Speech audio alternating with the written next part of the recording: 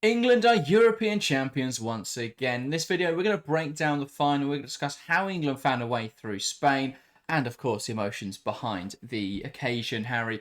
An incredible performance from England, an incredible final. I think, before we get into the proper analysis, just that emotional side, England coming through it, I think this was a tournament that really encapsulated the final encapsulated the whole tournament. Yeah, 100%. I think that we always knew it was going to be an incredible match. It was set up so perfectly that the reigning European champions were taking on the reigning world champions. England versus Spain, two best sides in Europe right now. It was perfect that these two sides met. And we said before stream, we said in the preview that this game, whoever won it, it was going to be historic. Either England were going to go back-to-back and Wiegman was going to make it 3 titles in a row for her personally, or Spain were going to win their first ever Euros. So no matter who won this game, it was going to be one to remember, and for England it will be one to remember. To go back to back to retain your title 3 years on from the win in 2022 was absolutely massive. It was a brilliant performance. It was great to see the nation come together, and I think it was an important one for women's football in England. Obviously there was a brilliant buzz around the win in 2022, but some people out there put that down to the fact it was just on home soil. But to see the support across the nation, even when the Lionesses were out playing in Switzerland, was brilliant to see. And I think the amount of people as well that travelled out to watch England across the whole tournament was absolutely brilliant. So this will be one to remember. What an achievement. Back-to-back reigning European champions. The Euros trophy will remain with the Lionesses for 4 more years. It's an amazing, amazing accomplishment. Indeed, and Sarina Wiegman becoming the first coach in history to claim 3 successive European Championship titles. So let's discuss the game and how England were able to come through it. So first off, I think it was more even than we saw Spain-Germany. I think in that game, Germany was so defensive, but England still had to sit a little bit deeper and only had fleeting opportunities. Yeah, I think it was.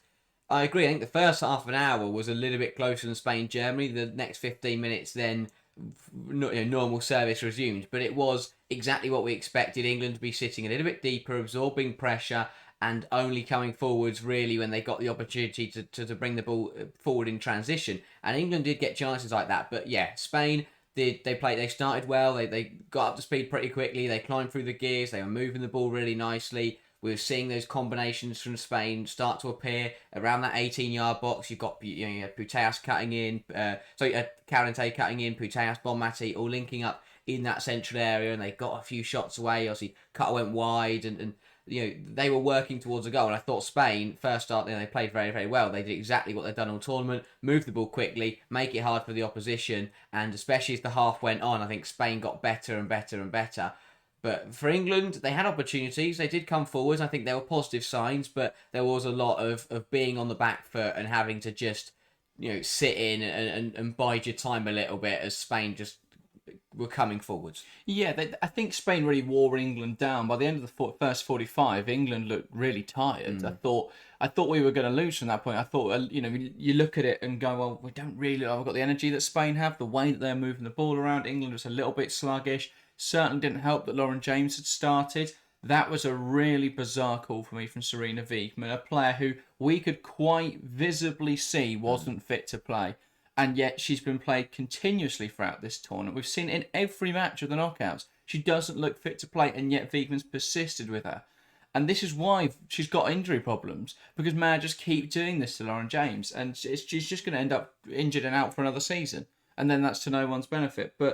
And it didn't help England in this game either, because she couldn't run. And that's what led to that first goal. And Abate was able to break down the right-hand side with the inverted run.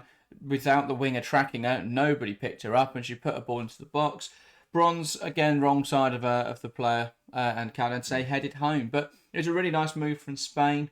I think, though, there was a frustration that probably could have been dealt with if we had a left winger who could run on the field. And so that was a bizarre choice. But yeah, I thought England really tired throughout that first half. Started strong, but the chances didn't really come towards the end of the half, and they were very much just hanging on. But half-time was quite the change. I think there was a difference in the energy going into the second half. England made the change just before the break. I thought it was too early for Chloe Kelly, but it proved not to be in the end, Harry. Yeah, it was one of those where, again, we saw similar parallels to Spain's semi-final, where Spain had had edged out the first half. They deservedly led the match, and they were 45 minutes away from winning the European Championships. But in the second half, England, they came out and they played their own football. They decided to come at Spain, get on the ball. I think we mentioned it in around the 60th minute. The possession swing was incredible. England, at the very, for the first 10, 15 minutes of the second half, had more of the ball. And that is something you never see against Spain. That was really good from England. They decided to go at the world champions, to get the ball down, to play their own stuff.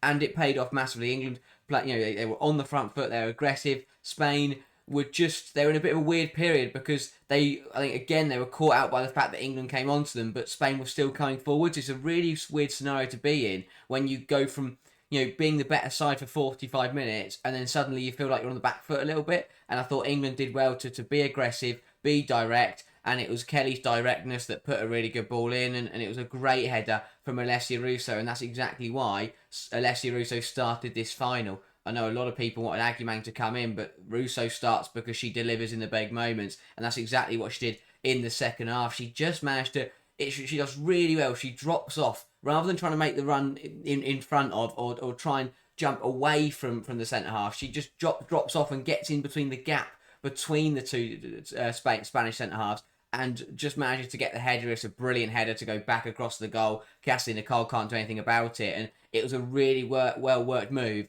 And England, in the first kind of half an hour of this second half, going more aggressive paid off massively. And I thought they did really, really well to level the game up. And at that point, it was both sides deserved to be in the final. Spain were the better side first half. England were the better side second half. Well, for the majority of the second half. And, at 1-1, I thought once Russo levelled this up, it was such a tasty affair. But I thought England did well to come out from half time and really make Spain work for it. Yeah, absolutely. I find it fascinating that for all their differences across these two sides, it's felt like their two vulnerabilities or weaknesses have both been very similar things, and that is defending transitions, where they've both been caught out, trying to play too high and then getting caught in behind, and defending the box, which again, took one in the same thing sometimes, but we've seen that in this tournament, balls come to the box that neither side could deal with, and in this game, we had that at both ends. England didn't deal with a ball into the box, where Bronze was the wrong side of her player, and Spain, Alessia Russo, I don't think's won a header this tournament. If she has, it's gone miles wide, so they gave us so much respect in there, and yeah, Russo did really well to convert. And I have to say on Kelly, because I found it quite amusing, people commenting after the fact, but on 55 minutes I questioned her lack of involvement in the second half, and I stand by that. She didn't touch the ball for the first 10 minutes, but she showed then why she's so good at making an impact, because she just picks up the ball, delivers a cross onto the head of Alessia Russo, who headed home emphatically. So yeah, brilliant stuff. You mentioned there the possession. I want to talk about how England were able to make this a really difficult game for Spain. So one of the biggest issues for England this tournament has been Lucy Bronze. Because what they want to do with the right-hand side is push Lucy Bronze really high and then create an overload on the right-hand side, and then that gives them width with the right back getting forwards, the left back becoming left centre half. They build up in a 3-1 and then a 6 because Stanway likes to get forward. You get LJ coming inside a little bit. What they did very different in this game was change their build-up structure to be able to overload Spain in midfield, and this was phenomenal from England. This is exactly what England needed to be able to dictate the midfield. And so what they did was, instead of having Bronze get high and a winger on the right-hand side who would like to cut in, they brought Lauren Hemp in to the right-hand side. So they swapped James and Lauren Hemp, which I really liked. So Hemp went onto the right-hand side. She can hold the width very effectively on that side. And Bronze, rather than attacking down the touchline, drove into midfield. And I was worried initially about Bronze in that inverted midfield role, because we know our tendency to give away the ball. But actually, with how narrow England's back three was, and with Walsh alongside her, they had that solidity. So rather than having the 3-1 rest defence, which I've bemoaned constantly on this channel throughout this tournament, it was a 3-2. And Bronze was sat in there, and Bronze was still able to impact the play by knocking balls forward, but she was able to be a little bit more defensive. It gave her more opportunity to recover, because she wasn't having to recover from right wing, where you've got to make a huge 50-40 yard run back to get into position. Instead, she's just got to recover back from that wide area, from midfield into a wide area. And oftentimes anyway, she would then track the run of Caldente coming inside. Now, it did leave Olga Carmona in a lot of space, but fortunately, Spain couldn't capitalise on that like they did in 2023. But I thought that was a really good tactical tweak, because it moved from a 3-1-6 where England were struggling to dictate games to this 3-2-4-1 type shape where you look at that box midfield of Stanway and Toon as the more advanced players, Walsh and Bronze as the deeper players, and that gave England an overload in midfield. So they were able to then dictate the tempo. 4 players against 3, it doesn't matter how good those Spain players are, they physically couldn't keep up with the English players because they were able to knock the ball around them. So I thought that was a really good use of numerical overloads to create an advantage in midfield, and that was really smart from Wiegman in the way that she went about that. Putting James on the left-hand side probably wasn't the right call, but I get Kelly stuck from the start wouldn't have been a great option either, and Mead isn't really a left winger, so I understand the decision to start James, but she was still very visibly injured, so that one, still frustrating. But what we saw from Wiegman here was a tweak tactically to adjust the setup that then saw England gain control in that way, and that's why England won this final, because a different manager to Tome would have changed what they were doing, would have adapted to what England were trying to do. So I think we've spoken a lot in this tournament about how Spain have got through for individual quality, and I think that was especially prevalent in the semi-final, where despite Germany being difficult to break down, they didn't change anything, Spain, in terms of their setup. And we saw it in this final here. Spain started the stronger side. They should have seen this game out, but they couldn't. They didn't change anything. And the subs are all like for likes, and I think in extra time we saw England start to flag. That's when Spain should have hit them harder, but nothing changed. And that was what let them down at this tournament. They didn't have a manager that allowed them to compete. People criticise Jorge Vilda, and that's absolutely fair, but what he did best was allow Spain's players to do what they do and then make small tactical adjustments. What Montse Tome didn't do was any tactical adjustments, and that's why England won this final. Wiegman made the difference, and that's why she's a serial winner. She's able to make those tactical adjustments that get her teams through finals. Yeah, 100%. I think Spain's most dangerous player throughout the group stage was Alexia Putellas, and in the knockout stages, we have seen sides keep her really quiet, and England did exactly the same thing. Because if you stop Putellas getting on the ball, then suddenly Spain really struggle. And again, that's something that had happened for the majority of the match, but we didn't see that change. Putellas wasn't brought off until it was too late. England had already levelled up, and the game was even once again. Pina then came in, and they shuffled the pack a little bit, but even then, that's no different. Yeah, that doesn't create a difference in midfield. All that you do there is put Pina out wide and bring Caldente inside. They're the same profiles of player, really. I mean, Caldente, Putellas is a stronger, taller player, but in terms of profile, they're very similar in what they're going to want to do with the football, what they're going to look to do in those sorts of positions. So there was no change. There was no structural change.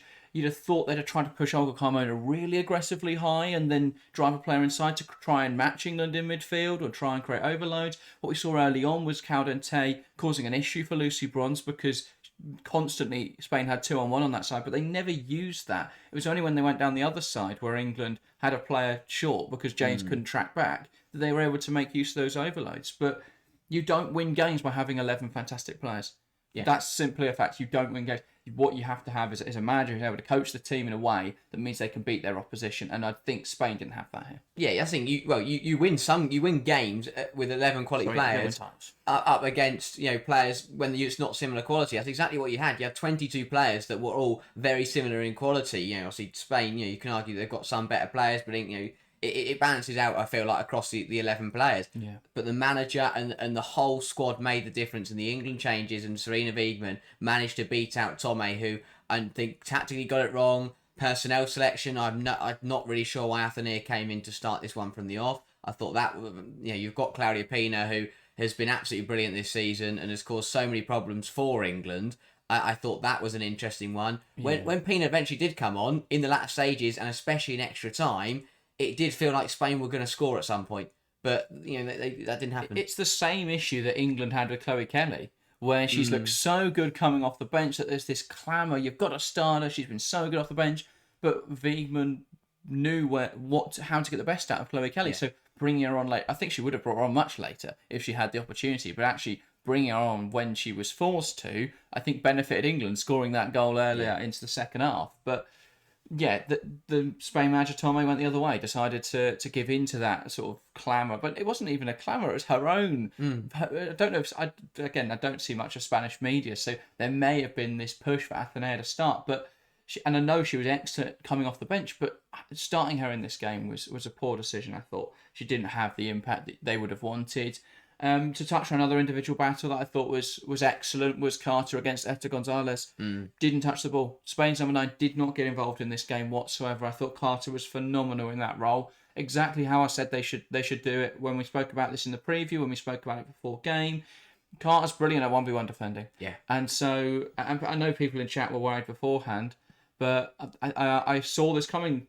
Carter's excellent 1v1 defending. That's exactly what they needed from her in this game, and she was phenomenal. And yeah, put in a fantastic performance. I think the whole of England's defence was excellent. The goal, I think, you can attribute some blame to Lucy Bronze, but I think the rest of the game she was so good that she makes up for it in that regard. But yeah, brilliant game of football. Incredibly closely matched.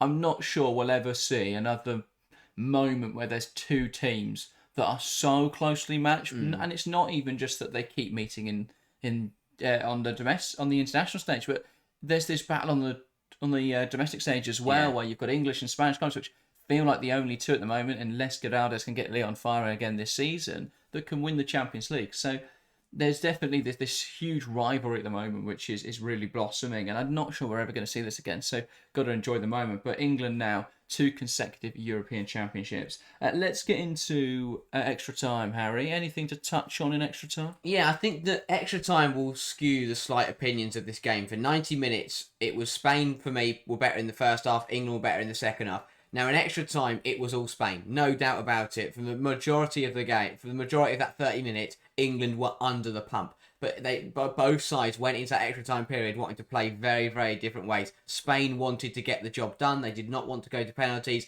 The changes were aggressive. We saw Paluelo and Lopez come on. They completely swapped out the front three just before we got into the extra time period, and they went for the game. They wanted to find a goal in the extra time, just like they did against Germany. And there were at times where it looked like that was going to happen because England were really under it. And this is why I give massive credit to that English back three. Because, we've criticised the likes of Williamson and Carter when they haven't played very well at this tournament. But to give them their flowers in this game, they were absolutely phenomenal. And I thought that it was really difficult. Spain were piling on the pressure. It was corner after corner. Spain were being direct. But England just managed to pack the box out and find a way to not score. There were a couple of ones. I mean, Paluelo had one where she swung at it from close range and missed it on the volley. The one in the second half of extra time? Or it was an extra time at some point where the ball comes across the box and it just hit her shin and went off wide. She tried to flick it off of the inside of a heel. That should have been a goal. I want to talk about Samuel Paluelo because I think once again struggled to make an impact in this game. Just isn't clinical in those big moments. I think we've said this for years now, but in the big game she doesn't deliver. She's brilliant in the Liga F, where you can just use pace and power to burst past players, and you don't need to worry too much about the placement of the shots. Where the league quality is lower, she excels, but she isn't perfect for this Spain side in terms of her profile. She wants to run in behind. Spain don't really look to do that, which is similar for Barcelona, but you get afforded more space in the Liga F. So she's all right. But in the big matches across the Champions League, across the World Cup, across the Euros, she just hasn't been able to perform with consistency, especially when we get round to the knockout stage. And I think we've seen that again here. Came onto the pitch in a crucial moment for Spain and couldn't deliver. Missed so many great opportunities. And Spain, people talk about their dominance, and rightfully so. 65% possession in the first half of extra time, 81% possession in the second half of extra time. They took 5 shots. They didn't put a single one on target. And ultimately, they weren't going to go in because they're not on target. England did so well to limit Spain to shots that weren't great opportunities, and they got away with it because of that. And so, football is a funny game sometimes, but England were able to look good without the ball, defend really valiantly. They knew penalties would benefit them. Spain, clearly, based on the penalties they took, did not fancy penalties at all. They were some of the lowest quality penalties we've seen, and it's been a low quality penalty tournament. But we saw Spain miss them in normal time against Switzerland. They haven't scored a penalty yet this tournament. They showed up in the final and only scored 1, and it was 3 poor misses. Let's talk penalties. Beth Mead's one first for England. Oh dear. Yeah, I was worried initially as an England fan in that moment. Yeah, it was a horrible one. it's just to score a penalty. It was rightfully ruled off. It was a double touch. New rules mean it's a retake. There's been a bit of confusion over that because there's so many different instances. But if you double touch it and miss it, then it's still a missed penalty. It's not. That's the confusing part. But she scored it, had to be retaken, and it just felt like she was always going to miss it. It is. I couldn't imagine what it feels like to score a penalty in a shootout and then be told you've got to take it again because your decision making's off then. Because when you come up to take a penalty as a player, you know exactly where you want to put it. But if you've got to take it again, then suddenly you start really doubting yourself. She decided to put it in the same place, and Catalina Cole went the same way and saved it. Or at least she tried to put it in the same place that she tried to put the first one if she hadn't miscued it. So, that put England on the back foot. But England, there's a reason England wants to go to penalties, because even after that penalty miss, they are a lottery. Don't get me wrong, penalties are a lottery. But I think England would have felt, the best way to put it, is that England would have felt like they put more tickets in the draw because of the quality that they had. That England would have felt England would felt like if they got to penalties, they had the winning ticket because they've got players like Kelly and Hampton. I thought there was a big difference in how both managers approached the shootout. You look at the Spain camp, and they were all individuals. They were all taking their own moment, or that there wasn't. And then you look at, I just think there's a stark difference between the Spain team, which they didn't really look as up for it, and England, who were all in the players that were going to take penalties, all in a really tight huddle. Wiegman almost barking encouragement at them, giving them that reassurance. I thought that was a real stark difference in how the two managers approached the shootout, and I think it was indicative of how they've both approached this tournament. Wiegman is a top manager, made the difference in this game. That's a fact, was phenomenal in this game. Made the right changes at the right time. That's why England won the game. Moving forwards in the shootout, Hampton some huge stops and Paraluelo putting one past the post. Bonmati's penalty, Caldente's penalty, just not good penalties. Way too saveable for Hannah Hampton. And then touching on Paraluelo's, again, she couldn't hit the target in normal time. She couldn't hit it in penalties. It's rule number one of a penalty shootout is that you put it on target, because at least if you hit the target, the goalkeeper is going to have to save it. Even if it's not a great penalty, as long as you put it on the goal, it's either going in or the goalkeeper saves it. To put it wide is really poor. And I think that what showed was, yes, Spain are the world champions, but this was their first ever Euros final, and you could tell. When was the last time they had to go to penalties against someone? There was a reason why they pushed so hard to get a goal in extra time, because they just didn't want to do penalties. And we saw some of the best players in the world. We saw the Ballon d'Or winner. We saw Caldenté, who we've seen bury so many penalties this season for Arsenal. We saw some of the best players in the world crumble under that pressure, and that's what penalty shootouts do to you. When you've got to take a penalty to win the Euros, it is a very, very difficult thing to do. Difference is England have been in similar situations, not only at this tournament, but in previous years, because, I don't know, it's in the English DNA to do everything the hard way and always win on penalties or extra time. But England found a way. They didn't let the pressure get to them. And I thought, well, first of all, credit to Catalina Cole to save 2 penalties in a shootout. We said the same for Falk against Sweden. To save 2 penalties in a shootout for Catalina Cole and to not come away as the winner is a difficult thing for a goalkeeper, because it's very unlikely for a goalkeeper to save 1 penalty in a shootout, but to save 2, brilliant from Cole. And I felt a little bit for her there because she did her bit and the outfielders didn't really do theirs. But Hannah Hampton, phenomenal. Ice cold from Kelly. I thought that the England got it spot on, because what they did is they didn't pick anyone who missed against Sweden. That was, I know James was off the pitch. Did Greenwood miss against Sweden? No.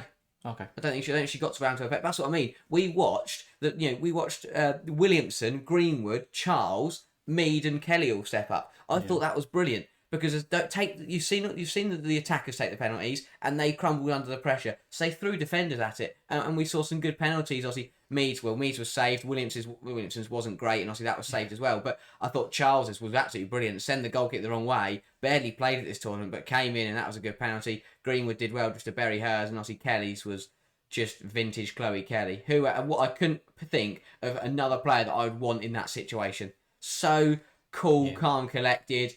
Had to score to win, and just manages to smash it past Catalina Cole, and a brilliant moment for England. But I thought that it was the kind of game. It's a horrible way to lose a final on penalties. It was such a good game. It's a shame that it had to go down to penalty kicks, but England held their nerve, and Spain didn't, and England came out as Euro winners once again. But overall, it was a brilliant 120 minutes of football. Incredible. England, European champions again. We are off now to go and sing Sweet Caroline and do more vodka shots until the sun comes in. We're going to have a good day. Other than that, we'll be back covering the rest of the tournament throughout this week. So we're going to be doing a tournament review on Wednesday, so look out for that when that drops. And then some other stuff towards the end of the week before we move into our transfers and WSL season. Very exciting stuff. But England are European champions. Bask in this Monday sunshine. Enjoy the fact we're European champions and enjoy laughing at the misery of Joey Barton. That is everything from us today. Thank you guys very much for watching, and we'll see you next time. See ya.